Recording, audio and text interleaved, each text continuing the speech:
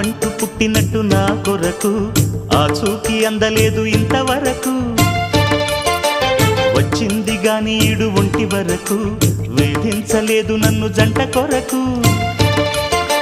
చూశాక ఒక్కసారి ఇంత వెలుగు నా వంక రాను అంది కంటి కునుకు